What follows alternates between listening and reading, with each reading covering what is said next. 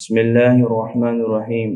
آج انشاءاللہ چھٹے پارے کا خلاصہ بیان کیا جائے گا۔ اللہ جل جلالہ ہمیں قرآن کریم کی تعلیمات پر عمل کرنے کی اور انہیں آگے پہنچانے کی توفیق عطا فرمائے۔ پانچویں پارے کے اخیر میں اللہ جل جلالہ نے دو باتوں کا امت مسلمہ کو حکم فرمایا، ایک ایمان کی مضبوطی اپناؤ اور دوسرا ہر حال میں شکر ادا کرو، میں تمہیں دنیا آخرت میں کامیاب کر دوں گا۔ چھٹے پارے کی ابتدا میں اللہ فرماتے ہیں لا يحب اللہ الجہر بالسوء من القول الا من ظلم۔ اللہ اس بات کو پسند نہیں کرتا کہ کسی کی برائی اعلانیہ زبان پر لائی جائے مگر یہ کہ کسی پر ظلم ہو۔ مطلب یہ ہے کہ کسی کی برائی کرنا لوگوں کے سامنے عام حالات میں جائز نہیں، البتہ کسی کے ساتھ ظلم یا زیادتی کی گئی ہو تو اس کا تذکرہ وہ لوگوں کے سامنے کر سکتا ہے کہ فلاں آدمی نے میرے ساتھ یہ زیادتی کی ہے۔ آپ صلی اللہ علیہ وسلم کا ارشاد ہے ظالم اور مظلوم دونوں کی مدد کرو۔ صحابہ نے عرض کیا یا رسول اللہ مظلوم کی مدد کرنا یہ تو ہمیں سمجھ آتا ہے، ظالم کی مدد کس طرح کریں؟ آپ صلی اللہ علیہ وسلم نے ارشاد فرمایا ظالم کی مدد اس طرح کرو کہ اس کو ظلم سے روک دو، یہ ظالم کی مدد کرنا ہے۔ اور پھر فرمایا مظلوم کی بد دعا سے بچو کیونکہ اس کی قبولیت میں کوئی شبہ نہیں ہوتا۔ اور آج معاشرے میں ساری کی ساری بد امنی اور انصاف کا نہ ہونا یہ سارا کا سارا ظلم کی وجہ سے ہے۔ ہر طرف چھوٹے طبقے میں دیکھ لیں، درمیانے طبقے میں دیکھ لیں، عدالتوں میں دیکھ لیں، ہر جگہ بے انصافی اور ظلم ہی ہے جس کی وجہ سے معاشرے کے اندر امن قائم نہیں ہو رہا۔ اور اس پہ ہمارے استاد محترم حضرت مولانا ترجمیل صاحب کا جملہ بڑا شہرۂ آفاق ہے، فرماتے ہیں کہ مظلوم بن کے دنیا سے چلے جانا تمہارا حشر حسین کے ساتھ ہوگا، اور ظالم بن کے نہ مرنا، ظالم بن کے نہ مرنا ورنہ میدان محشر میں یزید کی صف میں کھڑے کیے جاؤ گے۔ اللہ ہمیں محفوظ فرمائے۔ اس کے بعد اللہ جل جلالہ نے یہود کے جرائم کو بڑے تفصیل سے ذکر فرمایا کہ اللہ کی وحدانیت اور پیغمبر کی رسالت کا اقرار کرنے کی بجائے کہنے لگے اللہ کو ہم دیکھنا چاہتے ہیں، اور دوسرا اللہ نے حکم دیا شہر میں سجدہ کرتے ہوئے داخل ہو جانا تو انہوں نے انکار کر دیا۔ تیسری برائی اللہ نے یہ گنوائی کہ ہفتے کے دن کاروبار نہیں کرنا لیکن وہ لوگ نہ مانے۔ چوتھے اللہ سے کیا گیا ہر وعدہ توڑا ان لوگوں نے۔ پانچواں جرم انبیاء کو شہید کیا۔ چھٹا جرم مریم علیہ السلام پر زنا کی تہمت لگائی۔ ساتواں جرم عیسیٰ علیہ السلام کو سولی پر چڑھانے کا دعویٰ کیا۔ آٹھواں جرم سود سے منع کیا لیکن نہ رکے۔ نوواں جرم اللہ نے لوگوں کا مال ناحق کھانے سے منع کیا لیکن یہ باز نہ آئے۔ اور آج یہ ساری کی ساری برائیاں جہاں یہود میں پائی جاتی تھیں آج ساری کی ساری ہمارے معاشرے کے اندر بھی رائج ہیں۔ ہاں جی، حضرت علی سے روایت ہے، اگرچہ اس روایت میں کچھ ضعف ہے لیکن دیگر احادیث کی وجہ سے اس کے آثار مضبوط ہو جاتے ہیں۔ آپ صلی اللہ علیہ وسلم کا فرمان ہے یاتی علی الناس زمان لم یبق من الاسلام الا اسمہ ولم یبق من القرآن الا رسمہ۔ ایک زمانہ آئے گا میری امت پر کہ اسلام کا صرف نام باقی ہوگا اور قرآن کے صرف الفاظ اور نقوش اور جلدیں باقی رہ جائیں گی، حقیقت میں قرآن پہ اوپر عمل کرنے والا کوئی بندہ نہیں ہوگا، اسلام کا صرف نام باقی۔ جس طرح آج پاکستان کو کہا جاتا ہے کہ اس کی بنیاد لا الہ الا اللہ پہ ہے، کیا لا الہ الا اللہ کہیں آپ کو نظر آتا ہے؟ عوام میں، بازاروں میں، مارکیٹوں میں، عدالتوں میں، تھانے میں، کچہری میں کہیں بھی آپ کو لا الہ الا اللہ نظر آتا ہے؟ ہمارے اوپر والے طبقے میں دیکھ لیں، نیچے والے طبقے میں دیکھ لیں، یہ تو فخر سے بتایا جاتا ہے کہ ہم مسلمان ہیں، لیکن میرے عزیزو یاد رکھیں یہ مردم شماری والا اسلام ہے۔ حقیقی اسلام یہ ذرا قرآن سے پوچھنا پڑے گا۔ اقبال نے فرمایا شور ہے ہو گئے دنیا سے مسلمان نابود، ہم یہ کہتے ہیں کہ تھے بھی کہیں مسلم موجود، وضع میں تم ہو نصارہ تو تمدن میں ہنود، یہ مسلمان ہیں جنہیں دیکھ کر شرمائیں یہود، یوں تو سید بھی ہو مرزا بھی ہو افغان بھی ہو تم سبھی کچھ ہو بتاؤ مسلمان بھی ہو، بتاؤ مسلمان۔ آج ہماری شادیوں کو لے لیں، شادی آتی ہے اسلام کو گھر کی دہلیز سے باہر کر دیا جاتا ہے، ٹھیک ٹھاک نمازی آدمی، ہاں جی داڑھی سنت کے مطابق پوری ہوگی، سر پہ ٹوپی بھی ہوگی، لیکن جب شادی کا موقع آئے گا سارا کا سارا اسلام دوسروں کے لیے بچ جاتا ہے، حضرت اپنی مرضی سے شادی کرتے ہیں۔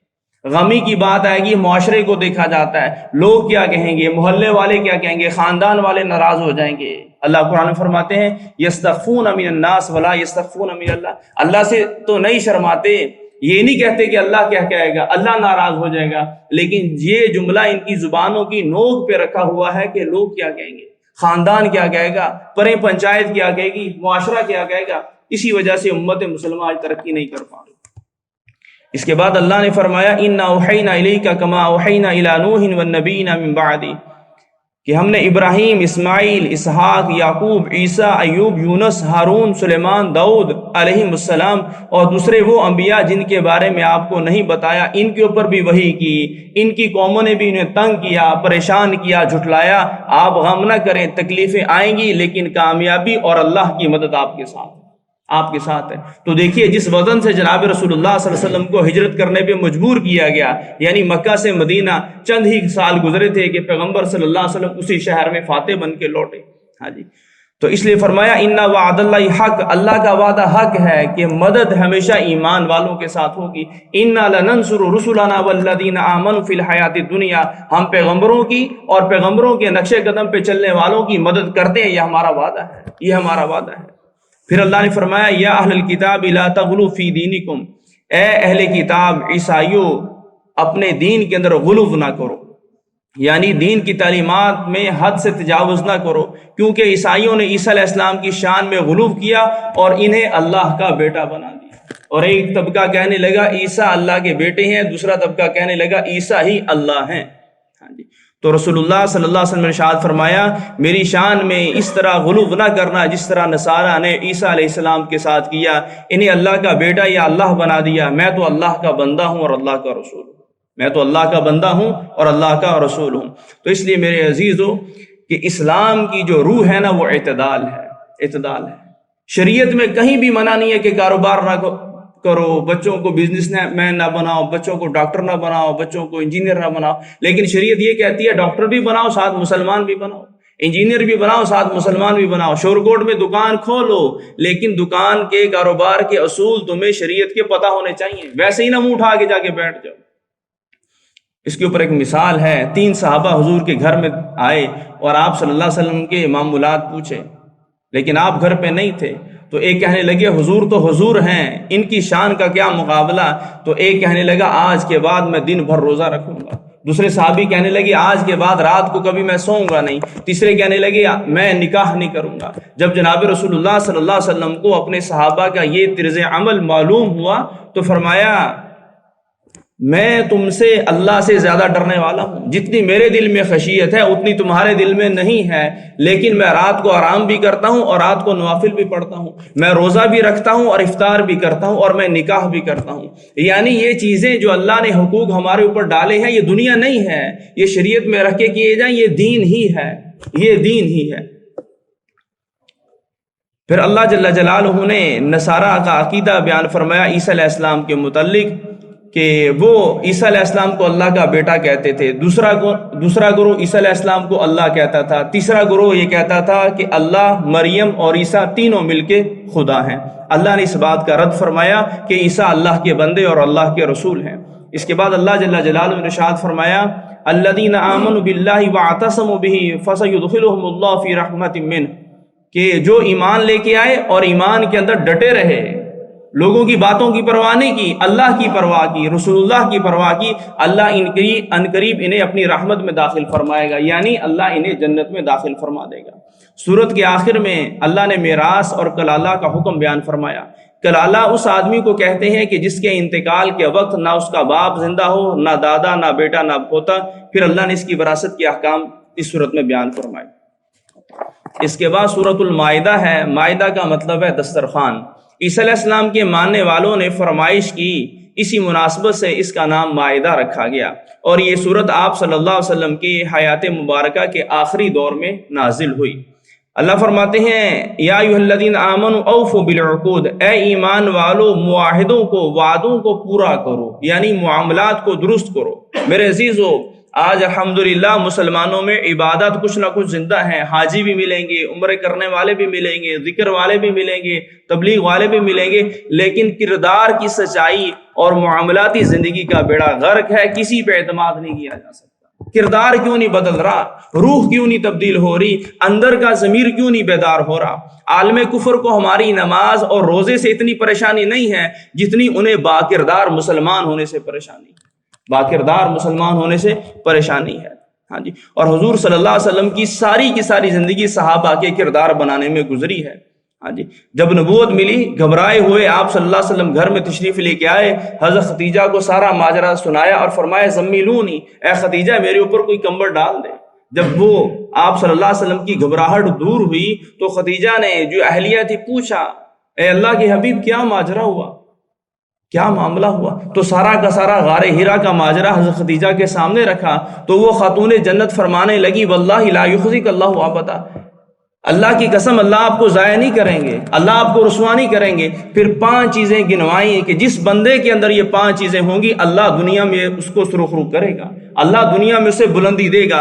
پہلی چیز گنوائی انک لتصل الرحیم، آپ صلہ رحمی کرنے والے ہیں، آپ رشتہ داروں کو جوڑتے ہیں، آپ توڑنے والے نہیں ہیں، جوڑنے والے ہیں۔ دوسری چیز گنوائی تکسب المعدومہ، آپ فقیروں کے ساتھ حسن سلوک کرتے ہیں، غریبوں کو عزت دیتے ہیں، ان کے ساتھ محبت والا برتاؤ کرتے ہیں۔ تیسری چیز گنوائی وتقری ضیف، مہمان کی مہمان نوازی کرتے ہیں، اس کی آؤ بھگت کرتے ہیں، اس کی خاطر تواضع کرتے ہیں۔ اور چوتھی چیز آپ حضرت خدیجہ نے گنوائی جو اپنا کام کرنے کی طاقت نہیں رکھتے آپ ان کے کام بھی کرتے ہیں، وتحمل الکل، آپ ان کے کام بھی آتے ہیں۔ اور 5ویں چیز گنوائی وتعین علی نوائب الحق، جب بھی حق اور باطل کا ٹکراؤ ہوتا ہے آپ حق کے ساتھ ڈٹ کے کھڑے ہو جاتے ہیں۔ یہ 5 صفات حضرت خدیجہ نے حضور کے سامنے گنوائی کہ یہ 5 چیزیں آپ کے اندر موجود ہیں، جس بندے کے اندر یہ 5 چیزیں موجود ہوں گی اللہ اس کو رسوا نہیں کرے گا۔ کوئی ذکر کی بات نہیں ہو رہی، کوئی نماز کی بات نہیں ہو رہی، اگرچہ ذکر بھی کرنا ہے، اگرچہ نماز بھی پڑھنی ہے، اگرچہ روزہ بھی رکھنا ہے، لیکن بتایا جا رہا ہے کہ معاشرہ کیسے لوگوں سے وجود میں آئے گا۔ امت مسلمہ کفر کے سامنے کب ٹکر لینے والی پاور میں کھڑی ہو سکتی ہے؟ جب امت مسلمہ کے ہر فرد میں یہ 5 صفات ہو، ہر فرد کے اندر۔ اور یہ بتانے والی کون ہے جی؟ خاتون ہیں، گھر کی بیوی ہیں۔ تو اس سے پتہ چلتا ہے کہ بیوی بھی شیرنی کی طرح ہونی چاہیے، اس کو بھی دینی احکامات کا پتہ ہونا چاہیے۔ وہ جب خاوند گھر میں پریشان آئے تو اس کو دلاسا دے کہ غم نہیں کرنا، پریشان نہیں ہونا، تیرے اندر یہ خوبیاں ہیں، یہ کوالٹی ہیں، اللہ تجھے پیچھے نہیں کرے گا، اللہ تیرے پاؤں کو ڈگمگانے نہیں دے گا، اللہ تیرے پاؤں کو ثابت قدم رکھے گا۔ ہاں، اور اللہ کے نبی صلی اللہ علیہ وسلم کا فرمان ہے لا دین لمن لا عہد لہ، اس بندے کے اسلام اور دین کا کوئی بھروسہ ہی نہیں ہے جو وعدہ خلافی کرتا ہے، جو اپنے وعدوں کو پورا نہیں کرتا، جو بات سے پھر جاتا ہے۔ ہاں جی، اور آپ کو یاد ہوگا جب آپ صلی اللہ علیہ وسلم ہجرت کے وقت حضرت علی کو اپنے بستر پہ لٹا کے مدینہ شریف روانہ ہو گئے تو حضرت علی کو کیوں لٹایا کہ اے علی میرے ذمہ امانتیں ہیں، ان امانتوں کو ان کے لوگوں تک، ان کے مالکوں تک پہنچا دینا۔ جان خطرے میں ہے، باہر 100 آدمی کھڑا ہے تلوار لے کے، لیکن پھر بھی محبوب صلی اللہ علیہ وسلم کو امانت داروں کی امانتوں کی فکر ہے کہ امت کو پیغام دینا ہے کہ تربیت اور اسلام دنیا میں ایسے زندہ ہوگا، صرف باتوں سے زندہ نہیں ہوگا۔ خوب لچھے دار تقریریں، خوب زبردست نعتیں پڑھ لی جائیں اور نعرے لگا لیے جائیں، ہٹو بچوں کا شور ہو جائے، جلسے جلوس نکال لیے جائیں، او بھائی کردار پیش کرو، اپنے آپ کو بدلو، آپ کو دیکھ کے لوگ بدلیں گے، آپ کے کردار سے اسلام جھلکنا چاہیے، محمدی پن جھلکنا چاہیے۔ ہاں، اس کے بعد اللہ جل جلالہ نے جانوروں کے حلال اور حرام ہونے کے ضابطے بیان فرمائے۔ احلت لکم بہیمۃ الانعام الا ما یتلی علیکم، مختصر چیزیں بیان فرمائی کہ اللہ نے تمہارے اوپر چوپایوں کو حلال کر دیا، اور جو چیزیں حرام ہے وہ مردار حرام ہے، بہنے والا خون حرام ہے، خنزیر کا گوشت حرام ہے، اور وہ جانور جسے غیر اللہ کے نام پر ذبح کیا جائے وہ بھی حرام ہے۔ البتہ اگر ایسی حالت میں پہنچ جاؤ کہ حلال نہ ہو اور جان جانے کا خوف ہو تو تھوڑا سا حرام بھی کھا سکتے ہو کہ تمہاری جان بچ جائے۔ اس کے بعد اللہ نے فرمایا یا ایھا الذین آمنوا لا تحلوا شعائر اللہ، اے ایمان والو اللہ کی نشانیوں کی تعظیم کرو۔ اسلام کے کئی شعائر ہیں، اذان ہے، نماز ہے، مسجد ہے، بیت اللہ ہے، قربانی ہے، ان کا احترام کرنا ہر مسلمان پہ فرض ہے، حتیٰ کہ کسی کافر کو بھی ان کی توہین کرنے کی اجازت نہیں۔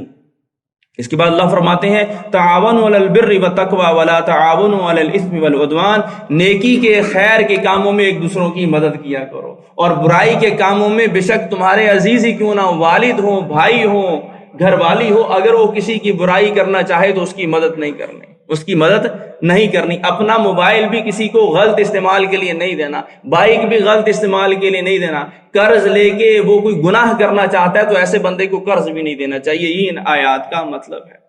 اس کے بعد اللہ جل جلالہ نے وضو اور غسل اور تیمم کا طریقہ کار بتلایا، جس سے یہ بات ظاہر ہوتی ہے کہ اسلامی معاشرے کا خاصہ ہے کہ وہ صاف ستھرا ہو۔ کیا ہو جی؟ صاف ستھرا ہو، گھر صاف ستھرا، لباس صاف ستھرا، چہرہ صاف ستھرا، ٹوپی کپڑے صاف ستھرے، بچوں کو کم از کم نہلا دھلا کے رکھے۔ پیغمبر صلی اللہ علیہ وسلم کے بارے میں یہ تو آتا ہے کہ سادہ کپڑے پہنے، پیوند لگے کپڑے پہنے، خستہ والے کپڑے پہنے، لیکن یہ کہیں نہیں سنا گیا کہ آپ نے گندے کپڑے پہنے، گندے کپڑے پہنے۔ اس لیے خود بھی اپنی صفائی کا خیال رکھا جائے اور بچوں کی بھی صفائی کا خیال رکھا جائے۔ اس کے بعد اللہ جل جلالہ نے ارشاد فرمایا یا ایھا الذین آمنوا کونوا قوامین للہ شہداء بالقسط، اے ایمان والو انصاف کے ساتھ گواہی دو، ہر کیس اور جرگہ اور تمہارا ہر فیصلہ قرآن و سنت کے مطابق ہونا چاہیے، کسی کو دھوکہ نہیں دینا، جھوٹ نہیں بولنا، کسی کے ساتھ دو نمبری نہیں کرنی۔ اس کے بعد اللہ نے فرمایا انا انزلنا التوراۃ فیہا ھدی ونورا یحکم بہا النبیون، کہ ہم نے تورات کو نازل کیا، اس میں ان کے لیے ہدایت بھی تھی، نور بھی تھا، اور اسی کے ذریعے پیغمبر فیصلے کیا کرتے تھے۔ تو اس سے حکمران طبقے کو متوجہ ہونا چاہیے کہ اللہ نے آپ کو اقتدار دیا ہے، اللہ نے آپ کو عہدہ دیا ہے، تمہارے فیصلے قرآن کے مطابق ہونے چاہیے۔ ہمارے ہاں مجرم کو تو کہا جاتا ہے کہ قرآن ہاتھ میں لو، جو بھی کہوں گا سچ کہوں گا، سچ کے علاوہ کچھ نہیں کہوں گا۔ یہ قرآن وکیلوں کے ہاتھ میں بھی دینا چاہیے کہ جو کیس کے اوپر دلائل دوں گا سچ دوں گا، جھوٹ نہیں بولوں گا۔ اور یہی قرآن جج کے ہاتھ میں بھی دینا چاہیے کہ پینسل سے جو لکھوں گا سچ لکھوں گا، سچ کے علاوہ کچھ نہیں لکھوں گا۔ یہ صرف مجرم کے ذمہ نہیں ہے، ہر بندہ اس قوم کی ترقی کا ذریعہ ہونا چاہیے۔ اور پھر فرمایا جو تورات کے مطابق حکم نہ لگائے یعنی فیصلہ نہ کرے اولئک هم الکافرون، یہ کافر لوگ ہیں۔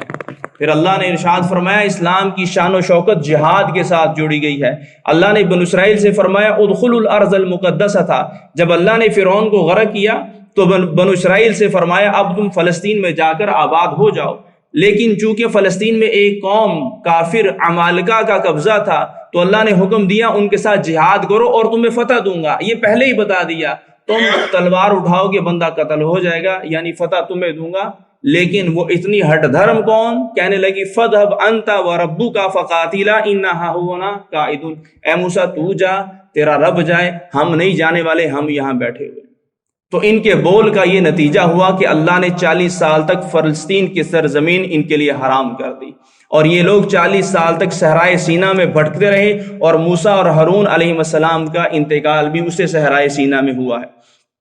اس کے بعد اللہ نے فرمایا وَاتْلُ عَلَيْهِمْ نَبَأَ ابْنَيْ آدَمَ بِالْحَقِّ، اے میرے محبوب ان کو آدم کے 2 بیٹوں کا قصہ سناؤ جن کے درمیان آپس میں جھگڑا ہوا تو نتیجہ قربانی پہ رکھا گیا کہ تم بھی قربانی پیش کرو، میں بھی قربانی پیش کرتا ہوں، جس کی قربانی اللہ قبول کرے گا وہی حق پہ ہو جائے گا۔ تو اللہ جل جلالہ نے قابیل کے مقابلے میں حابیل کی قربانی کو قبول فرمایا، تو نتیجہ یہ ہوا کہ قابیل نے اپنے بھائی حابیل کو قتل کر دیا۔ رسول اللہ صلی اللہ علیہ وسلم نے ارشاد فرمایا قیامت تک جتنے لوگ بھی ناحق قتل ہوں گے ان کے قتل کا گناہ قاتل کے ساتھ قابیل کے کھاتے میں بھی جائے گا، کیونکہ اس نے اس جرم کی ابتدا کی تھی۔ پیغمبر کا بیٹا ہے، پیغمبر کا بیٹا ہے، اللہ کی ہاں بخشش نہیں ہے کہ جرم کیا ہے سزا ملے گی۔ میری اور آپ کی کیا اوقات ہے، آپ کی پیر حضرات کی کیا اوقات ہے، مولوی صاحب مفتی صاحب کی کیا اوقات ہے؟ اوقات ہے، لیکن جب پیغمبر صلی اللہ علیہ وسلم کی تعلیمات کے مطابق چلیں گے۔ اوقات نہیں ہے جو مرضی ہیں، جو مرضی آپ کی ذات ہے، جو مرضی آپ کی بلند نسبت ہے، لیکن نسبت عمل کے بغیر کام نہیں آئے گی۔ اس کے بعد اللہ جل جلالہ نے ڈاکو، باغی اور زمین میں فساد مچانے والوں کی سزا اور اسلامی حکومت اور مسلمانوں کے خلاف بغاوت کرنے والوں کی سزا کے بارے میں احکامات بیان فرمائے، اور پھر فرمایا یا ایھا الذین آمنوا لا تتخذوا اليہود والنصارى اولیاء، اے ایمان والو یہودیوں کو اور عیسائیوں کو ان کے ساتھ دلی دوستی نہ کرو، یہ تمہارے دوست ہو ہی نہیں سکتے، کیونکہ پیچھے گزر چکا ہے وَلَن تَرْضَ عَنْكَ الْيَهُودُ وَلَا النَّصَارَىٰ حَتَّىٰ تَتَّبِعَ مِلَّتَهُمْ۔ اے پیغمبر یہ بات کھلی ہے، یہ بات سورج سے زیادہ واضح ہے کہ یہود اور نصارہ کے ساتھ دوستی کریں گے، نتیجہ یہ ہوگا ان کی خواہش ہے کہ آپ کافر ہو جائیں، ان کی خواہش ہے کہ آپ اسلام چھوڑ دیں۔ آج سارا کا سارا یورپ آپ کو مختلف نظر آتا ہے، لیکن جب مسلمانوں سے مقابلے کی بات ہوتی ہے تو سارا کا سارا کفر اکٹھا ہو جاتا ہے، سارا کا سارا کفر ایک پلیٹ فارم پہ جمع ہو جاتا ہے۔ لیکن مسلمان ہی ہیں جو سیاسی اعتبار سے بھی دھڑے بنے ہوئے ہیں اور مذہبی اعتبار سے بھی ان کے اندر فرقہ واریت کوٹ کوٹ کے بھری ہوئی ہے، جس وجہ سے آج امت مسلمہ پسپائی اور پستی کا شکار ہے۔ پھر اللہ نے فرمایا یا ایھا الذین آمنوا من یرتد عن دینہ فسوف یأتی اللہ بقوم، اے ایمان والو اگر تم اسلام کو چھوڑ دو گے اللہ کسی اور قوم کو لے کے آئے گا اور انہیں اسلام کی دولت دے گا، وہ تم سے بڑھ کے دین کا کام کریں گے، وہ تم سے بڑھ کے اللہ کی عبادت کریں گے، جو اللہ کے دوست ہوں گے، مومنوں کے ساتھ نرمی کریں گے، کافروں کے ساتھ سختی کریں گے، اور جو اللہ کی راہ میں جہاد کریں گے اور کوئی ٹینشن نہیں لیں گے، کوئی ٹینشن نہیں لے گی۔ آج ہمارے نوجوان کو داڑھی رکھتے ہوئے شرم آتی ہے، عورت کو پردہ کرتے ہوئے شرم آتی ہے، او بھائی اس کے کانوں میں ڈالو، اس کے دل میں بٹھاؤ کائنات کے سب سے خوبصورت ہستی جناب محمد صلی اللہ علیہ وسلم کے چہرے پہ داڑھی تھی، اس کو بتاؤ کہ کائنات کی سب سے پاک دامن عورت، سب سے باحیا عورت، سب سے بلند کردار عورت، خاتون جنت فاطمہ زہرا رضی اللہ عنہا کے چہرے پہ پردہ ہوتا تھا۔ بتائیں اپنی بیٹیوں کو، سمجھائیں اپنی بیٹیوں کو۔ ہاں، ڈرنے کی بات نہیں ہے، ڈرنے کی بات نہیں ہے۔ معاشرے نے محمد عربی صلی اللہ علیہ وسلم کو نہیں چھوڑا، مولوی وقاص کی کیا اوقات ہے، آپ کی کیا اوقات ہے؟ اس لیے معاشرے کے سامنے ٹکر لیں۔ میں آج کہہ رہا ہوں یہ جو بیساکیاں نا، بیساکیاں معاشرے کی، فیملی کی، خاندان کی، رشتہ داروں کی، ان بیساکیوں کو آج سے توڑ دیں کہ ہم نے دیکھنا اللہ کیا فرماتے ہیں، رسول اللہ کا کیا فرمان ہے، شریعت کیا کہتی ہے، باقی سب کو سائڈ پہ کر دیں، باقی سب کو سائڈ پہ کر دیں۔ ہاں، اور اللہ دین کا کام لینے میں کسی کا محتاج نہیں ہے۔ اور پھر فرمایا یا ایھا الرسول بلغ ما انزل الیک من ربک، اے میرے محبوب جو آپ کے اوپر وحی کی جاتی ہے وہ پہنچائیں، اور دھوم دھڑلے سے پہنچائیں اور مضبوطی کے ساتھ پہنچائیں۔ جب یہ بات نازل ہوئی اور پھر اخیر میں فرمایا واللہ یعصمک من الناس، لوگوں کی ٹینشن نہیں لینی، ہم آپ کو لوگوں سے محفوظ رکھیں گے، ہم آپ کی حفاظت کریں گے۔ ہاں، تو قریش کے چند لوگ حضور کی خدمت میں آئے اور ابو طالب سے کہنے لگی اپنے بھتیجے سے کہو کہ یہ کام چھوڑ دے، یہ کام دعوت کا کام چھوڑ دے، اللہ کی بڑائی کے بولنا چھوڑ دے۔ تو پیغمبر صلی اللہ علیہ وسلم نے شہرائے آفاق جملہ ارشاد فرمایا، آپ بھی ذہن میں رکھیں، آپ کے دل کو مضبوط کرے گا، آپ کے قدموں کو مضبوط کرے گا۔ فرمایا چچا یہ عورتوں کی بات کرتے ہیں، یہ پیسے کی بات کرتے ہیں، یہ سرداری کی بات کرتے ہیں، یہ میرا علاج کروانے کی بات کرتے ہیں، اگر ان کے پاس اتنی دولت جمع ہو جائے کہ یہ میرے دائیں ہاتھ پہ سورج کو رکھیں اور بائیں ہاتھ پہ چاند کو رکھیں، پھر بھی میں اللہ کی طرف سے جو نعمت اور جو نسبت اور جو کام مجھے دیا گیا ہے میں ایک قدم بھی اس سے پیچھے نہیں ہٹوں۔ یہ ایمان ہے، یہ اسلام ہے، یہ اسلام ہے۔ اور اس پارے کے اخیر میں اللہ جل جلالہ نے ارشاد فرمایا قل اتعبدون من دون اللہ ما لا یملک لکم ضرا ولا نفع، او لوگو تم اللہ کو چھوڑ کے اس کی عبادت کرتے ہو جو نہ تمہارے نفع کا مالک ہے نہ تمہارے نقصان کا مالک ہے۔ اللہ کے علاوہ ہمیں کوئی نفع اور نقصان نہیں دے سکتا۔ تو اللہ جل جلالہ ہمیں ان تعلیمات پر عمل کرنے کی توفیق عطا فرمائے اور اسلام کے لیے ڈٹنے کی ہمارے دلوں میں مضبوطی اور قدموں میں مضبوطی پیدا فرمائے۔